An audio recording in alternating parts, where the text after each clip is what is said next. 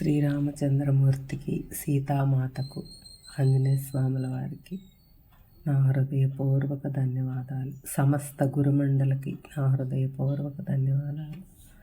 ఇంతటి అద్భుతమైన జ్ఞానాన్ని అందించిన డీనా మెరియం గారికి హృదయపూర్వక ధన్యవాదాలు. సీతాయనం చదువుకుంటున్నాము. సీతామాత అడవికి వెళ్ళటం, ఒక ఋషికి పొట్ట బాగలేదంటే ఆయనకి దుంపలు తెచ్చి కషాయం కాచి ఇవ్వటం అంతవరకు చదువుకున్నాము. అప్పుడు ఆమె ఆ దుంపలు ఎక్కడ ఉంటాయో అడగటం కోసం ఆగింది అని చెప్పాను. అంటే ఆ దుంపలు ఎక్కడ ఉంటాయి అని అడిగితే ఆమె ఎవరిని నీకు ఎలా తెలిసింది, ఎవరిని అని అడిగింది. ఆయన నాకు ఏం చెప్పాలో తెలియక మౌనంగా ఉన్నాను. తర్వాత నెమ్మదిగా సీత వైపు తిరిగి, నీకు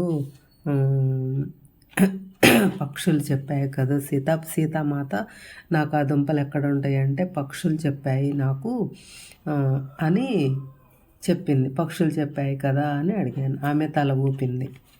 అవి నన్ను వాగువైపు కళ్ళి వెళ్ళమని చెప్పాయి అంది. మహారాజు, ఋషి ఇద్దరు ముఖముఖాలు చూసుకున్నారు. ఎవరూ మాట్లాడలేదు.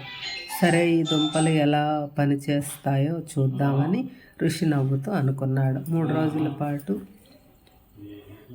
ఋషి పత్ని ఆ మందు తయారు చేసింది. అప్పుడు ఆయన సీత దగ్గరకు వచ్చి, తను ఇప్పుడు చాలా మెరుగయ్యానని చెప్పారు. చాలా కాలం తర్వాత నా పొట్ట చాలా బాగుందమ్మా, చాలా తేలికైంది. నువ్వు నా భార్యకు ఆ దుంపలు ఎక్కడ దొరుకుతాయో చెప్పు, దాంతో నేను ఆ మందు తీసుకోవటం అలవాటు చేసుకుంటాను అని అన్నారు. ఇంకా సరే అనింది.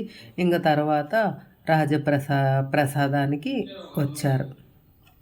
మహారాజు ఈ కథ అంతా, ఈ జరిగిన విషయం అంతా సునైనా మాతకు చెప్తా ఉన్నారు. ఈ మాటలు సరేలే, ఈ మాటలు బయటికి తెలిస్తే రాజ్యంలో ప్రజలంతా ఆరోగ్యం కోసం వస్తారు అంది. కానీ మరి అది మంచిదే కదా అన్నారు మహారాజు. మంచిదేగా అడిగారు మహారాజు. ఆమె ప్రజలకు సహాయం చేయగలిగితే మంచిదే కదా అని అన్నారు. సునైనా మాత, సరేలే ఆగండి, ఆమె ఇంకా చిన్నపిల్ల, సహాయం చేయటానికి ఇంకా చాలా కాలం ఉంది. ఆమెను తన బాల్యం ఆనందంగా గడపనివ్వండి అంది. ఓహో, నువ్వు చెప్పింది కూడా నిజమే. మనం ఆమెనేమి ఆపలేంలే, ఆమె చేయాలనుకున్న చేస్తుంది. మనం ఆపగలిగే మార్గం మనకి ఏదీ లేదు అని అన్నారు మహారాజు గారు. ఇంకా మళ్ళీ తర్వాత సంవత్సరం దగ్గరలో ఉన్న ఆశ్రమంలో ఇంకో సంఘటన జరిగింది. అరణ్యం మధ్యలో ఆశ్రమం నిర్మించుకున్న ఒకానొక ఋషిని దర్శించటానికి మహారాజు వెళుతున్నప్పుడు సీతను కూడా తీసుకెళ్ళాడు. సీతను చూసుకోవటానికి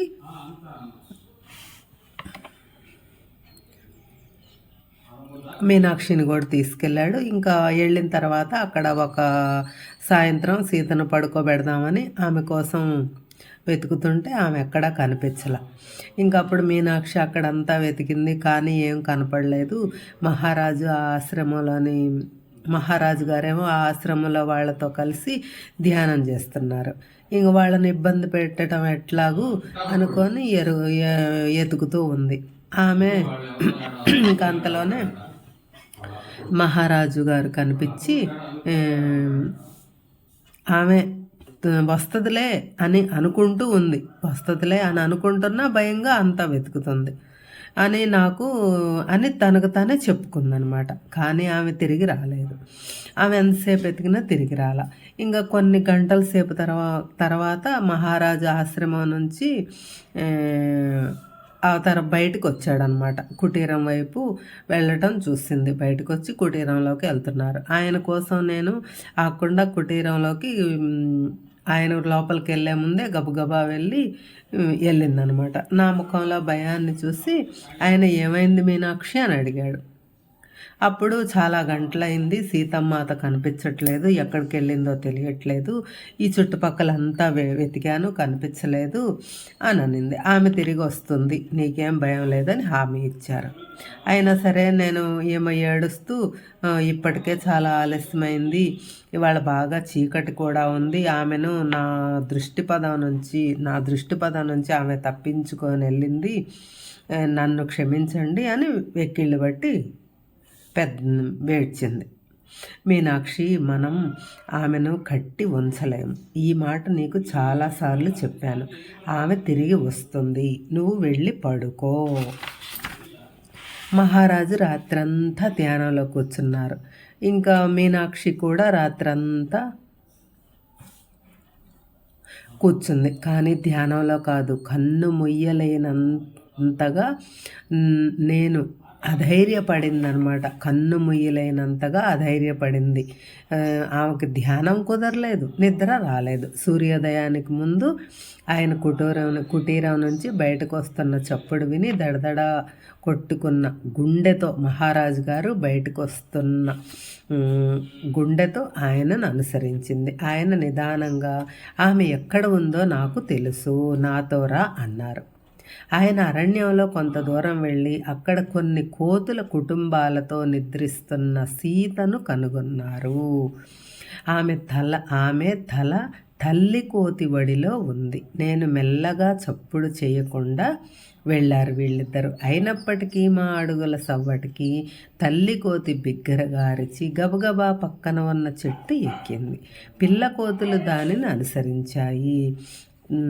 సీత ఉలిక్కిపడి లేచింది. నాన్న అని అరిచింది. ఒక్క మాట కూడా మాట్లాడకుండా ఆయన ఆమెను తన చేతుల్లోకి తీసుకుని ఆశ్రమానికి వచ్చారు. ఆయన ఆమెను ఆశ్రమ ఆవరణలో దింపి ఆమె వైపు తీక్షణంగా చూశారు. నువ్వు మీనాక్షికి చెప్పకుండా వెళ్ళి ఉండకూడదమ్మా. ఆమె ఎంతో విచారపడింది కదా. రాత్రంతా నిద్రే పోలేదు. ఆమె ఎంతో పశ్చాత్తాపం నిండిన కళ్ళతో నా వైపు చూసింది. మాత, ఏం జరిగింది? మిమ్మల్ని రాత్రిపూట వెళ్ళటానికి పురికొల్పింది ఏది? మీరు కనపడనప్పుడు నేనెంతో విచారపడ్డాను అన్నాను. సీత మౌనంగా ఉంది. అప్పుడు మహారాజు, నువ్వు వెళ్ళటానికి ఏదో బలమైన కారణమే ఉండి ఉంటుందని నాకు తెలుసు. కానీ నువ్వు ఎందుకు తిరిగి రాలేదు అని అడిగాడు. జై శ్రీరామ్.